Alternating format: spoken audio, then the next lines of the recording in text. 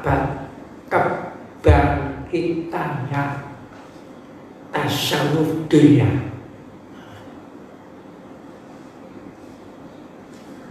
Bukan kebangkitannya syariat Islam,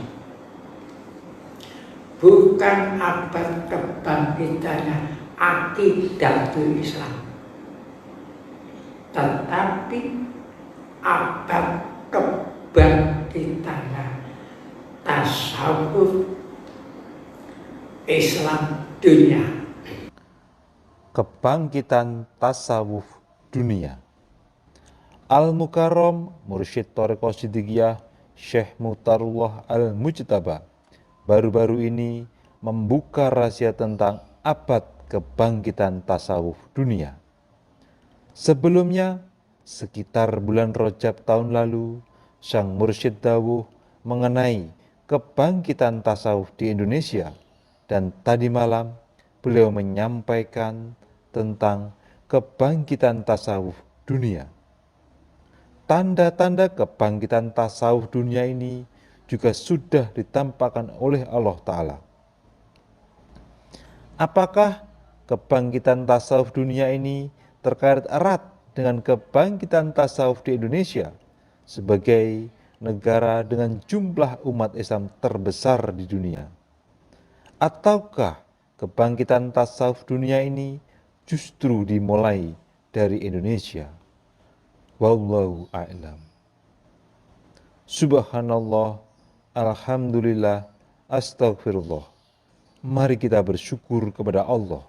Semoga seiring kebangkitan tasawuf dunia ini adalah kebangkitan Indonesia Raya. Ma'asyiral muslimin rahimakumullah.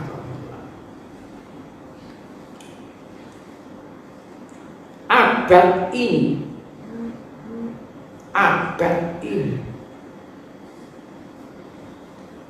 bagi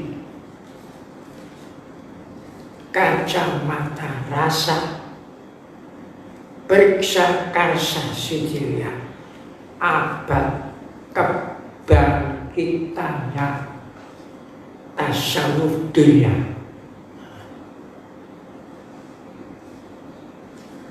Bukan kebangkitannya syariat Islam, bukan abad kebangkitannya akidatul Islam, tetapi abad kebangkitannya tasawuf Islam dunia. Agama Islam berisi secara garis besar hanya 3. Agama Islam satu isinya syariat Islam, undang-undang Islam, hukum Islam, tata cara zahir Islam, itu syariat Islam, bersumber dari arkanul Islam, itu sumbernya syariat Islam. Nomor 2, isinya agama Islam itu akidatul Islam, kepercayaan Islam, bersumber dari arkanul iman, isinya 6. Arkanul Islam isinya 5 dengan 11. Isi yang ketiga tasawuf Islam, dan tasawuf Islam bersumber dari arkanul ihsan, rukun Islam.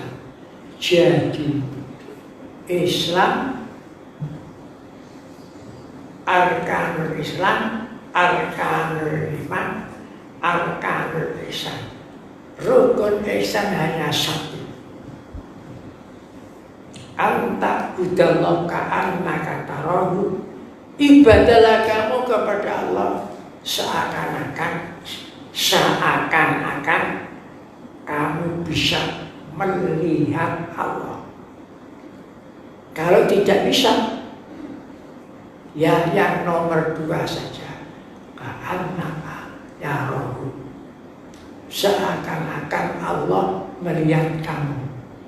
Allah hanya melihat hatimu dan amal, bukan melihat wajahmu, bukan melihat hartamu.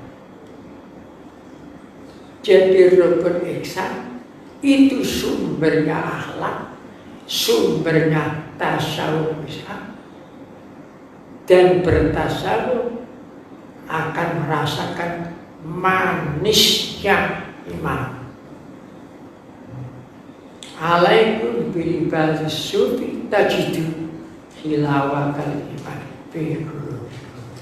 Dan abad ini bukan kebangkitannya arkanul Islam, bukan kebangkitannya arkanul iman, tapi kebangkitannya tasawuf Islam dunia. Ini abad.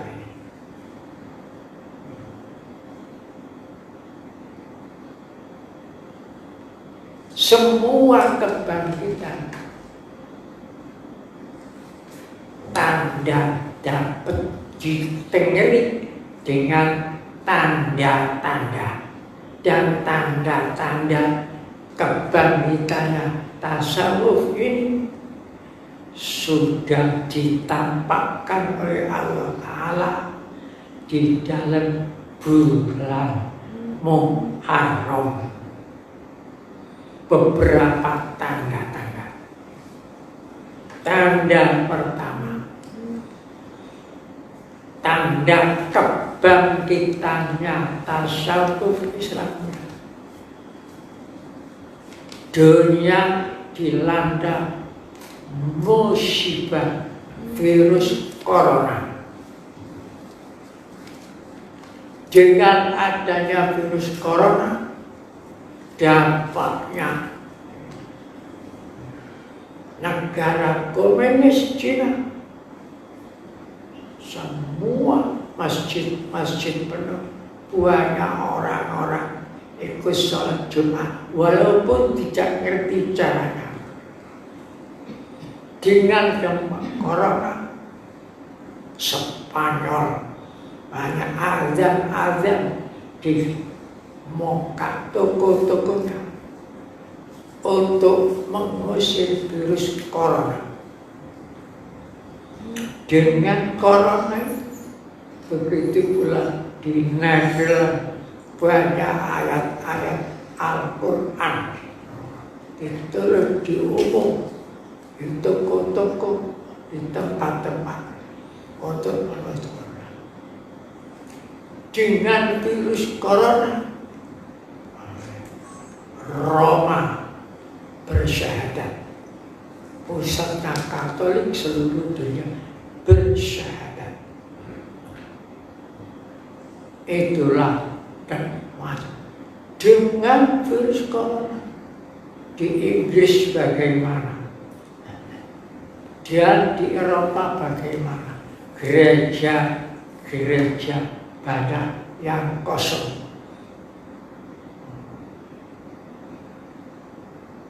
Kebaktian kosong. Tapi Islam semarak, tambah masjid-masjid tambah penuh, gereja-gereja tambah. Itu pun adalah alamat tanda-tanda kebangkitan tasawuf Islam di dunia, melanda seluruh dunia. Tadinya tidak percaya akan adanya akhirat, semuanya menjadi percaya. Jadi yang ditakuti yang tidak tahu bagaimana bentuknya virus corona, tidak tahu, tidak bisa dilihat oleh mata dari Kenapa dikatakan korna? Seperti bentuknya seperti kornea mata bulat. Maka dinamakan virus corona seperti kornea mata.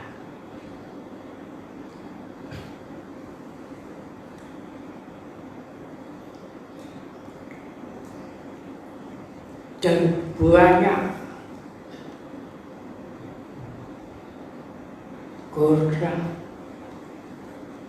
korna membangkrutkan negara, membangkrutkan perekonomian. Banyak ibadah-ibadah kena dampaknya. Di Indonesia, saya dengan korna banyak kebijaksanaan yang tidak bijaksana. Kebijaksanaan tapi tidak bijaksana akibat corona. Ini satu tanda. Tanda yang kedua, hari wafatnya tokoh tasawuf dunia,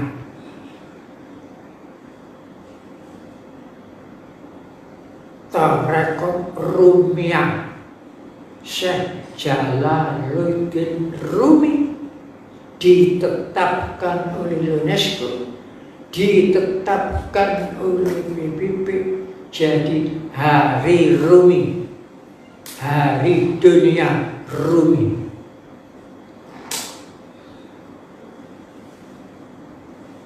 Sebelum Tarekat Rumiyah, semua tarekat dilarang di negeri Turki. Sebelumnya, sebelum Kemal Atatürk berkuasa,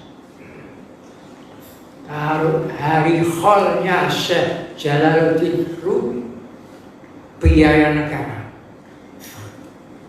Semua negara Turki, karena datangnya pengikut Tarekat Rumiyah seluruh dunia datang ke Turki. Jadi biaya dunia, biaya negara. Tapi setelah Kemal Atatürk berkuasa, dilarang Tarekat Rumiyah. Tapi sekarang timbul lagi, bahkan ditetapkan oleh PBB, ditetapkan oleh Hari Rumi. Dan Rumi bukan tokoh syariat Islam, bukan tokoh akidah Islam, tapi tokoh tasawuf dunia. Ini tanda-tanda akan bangkitnya. Dan tempatnya di kota Konya. Konya itu dulu ibu kota Turki. Pada tahun 2005 saya berkesempatan ziarah ke Konya Turki. Di skala bangsa datang dari Hindu, Buddha, Kristen, Konghucu, semua ribuan mendatangi makamnya tokoh tasawuf dunia. Karena mereka merasa tahu Rumi itu orang Islam, tapi sudah milik dunia. Jangan diklaim miliknya orang Islam saja. Itu satu tanda. Tanda yang ketiga, gereja yang menjadi kebanggaan Eropa, namanya Gereja Hagia Sophia, yang pernah dikuasai Ortodok paling lama. Kemudian Ortodok dikalahkan oleh Katolik. Zaman Konstantin Agung. Kemudian diganti dikuasai Protestan. Tapi zaman Rasulullah sudah bersabda, nanti Konstantinia akan dikuasai oleh umat Islam. Ternyata sejak zaman Sultan Al-Fatih, Konstantinia dikuasai, sehingga Konstantinia diganti namanya Istanbul. Dan Hagia Sophia yang paling dibangga-banggakan oleh benua Eropa, itu pun dikuasai oleh Fatih Sultan Fatih, jadi masjid. Setelah Turki dikuasai Kemal Atatürk, maka Masjid Hagia Sophia dijadikan museum. Waktu saya berkunjung ke sana sudah menjadi museum. Di abad ini oleh kepala negara Tayyip Turki dikembalikan lagi menjadi Masjid Hagia Sophia. Bahkan yang azan pertama kepala negara Tayyip itu, dan didukung oleh Rusia, didukung oleh Inggris. Kembali sekarang Masjid Hagia Sophia. Tempatnya di mana? Di Selat Golporis. Memang sangat